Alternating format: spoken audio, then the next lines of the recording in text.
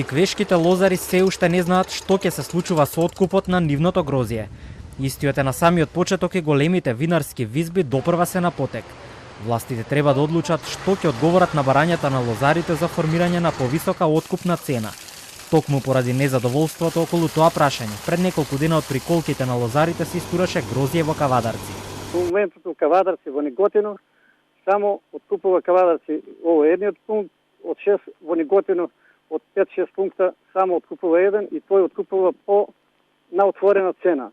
Дадовме рок, бараме за до денес, али кажа дека малку, ајде до утре. До утре вторник бараме да ни дадат одговор. Политиката прави обид да се замеша во лозјето, но државата тоа нема да го дозволи, вели министерот за земјоделство Арјанит Хоџа.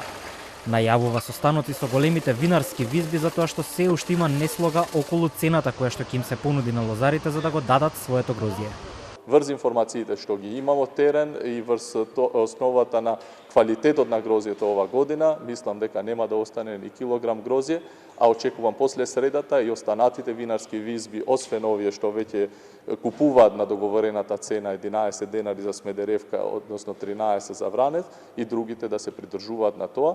Поголемиот дел на винарските визби не почнале со откуп и заради тоа не е сфатливо за мене да може на самиот почеток на откупот да се направи обид за да се профитира политички врз грбот на лозарите. Дали ќе има одлука на владата до утре или не и дали таа ќе биде во полза на лозарите, ќе биде пресудно за тоа дали грозје ќе се истура и на протести пред портите на владата.